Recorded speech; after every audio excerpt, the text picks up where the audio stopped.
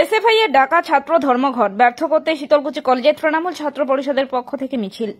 আজ ৪ জুলাই দেশ জুড়ে ছাত্র ধর্মঘট এসএফআই এর। এসএসসি টেট থেকে নিট নেট শিক্ষাক্ষেত্রে দুর্নীতির বিরুদ্ধে স্কুল মাদ্রাসায় পিন ব্যাচিং গেট সভা, কলেজ বিশ্ববিদ্যালয়ে ক্লাস বয়কট এবং রাজ্য জুড়ে বিক্ষোভ কর্মসূচির ডাক দিয়েছেন এসএফআই। কিন্তু শীতলকুচিতে ব্যতিক্রমী চিত্র দেখা গেল। প্রতিদিনের মতোই দিব্যি ক্লাস চলল।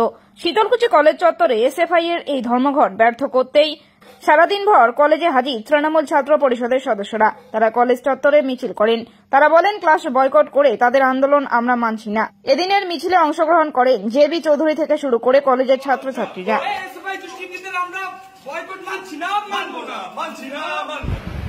তাদের দাবিটা আমরা মানি এবং সমর্থন করি, কিন্তু তারা যেভাবে বিভিন্ন শিক্ষা প্রতিষ্ঠানে যেমন স্কুল কলেজ যে ক্লাস বন্ধ রেখে ধর্মঘট তারা করতে চায় এবং আজকে দেখেছে, সেটাকে আমরা কখনো সমর্থন করি না এবং সেটাকে সাধারণ ছাত্রছাত্রীও কখনো সমর্থন করে না এবং সারা দেশ জুড়ে সাধারণ মানুষও সেটা কখনো সমর্থন করবে না এবং বরদাস্ত করবে না।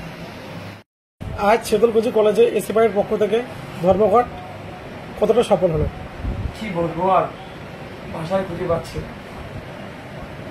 শীতলকুচি কলেজে যে এসএফআই নামে যে কোনো দল রয়েছে সেটা শীতলকুচি কলেজের ছাত্রছাত্রীরা সেটা জানে না। শীতলকুচি কলেজে যে এসএফআই এর কোন ইউনিট বা ইউনিয়ন রয়েছে সেটা শীতলকুচি কলেজে ছাত্রছাত্রীরা জানে না। আর ধর্মঘট হবে সেটা তো দূরের কথা। তাহলে কি আজকে শীতলকুচি কলেজের পঠন পাঠন সঠিকভাবে হলো? হ্যাঁ, অবশ্যই, এটা কোনো সন্দেহ নেই।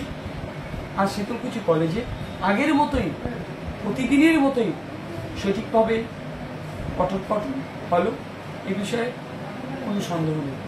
এবং আমরা যথারীতি মিছিল করে শীতলকুচি কলেজের চত্বরে আমরা এসএফআই দুষ্কৃতীদের বিরুদ্ধে আন্দোলন করলাম। এই আন্দোলনকে আমরা কোনো মতেই সমর্থন করি না। তারা যেভাবে স্কুল কলেজ বন্ধ রেখে আন্দোলন করতে চায় এটাকে আমরা কখনো সমর্থন করি না। এটা একটা নিক্ষারজনক আন্দোলন, এটাকে আমরা কখনো সাপোর্ট করি না, কখনো সমর্থন করি না, আজও করবো না, আগামীতেও করবো না।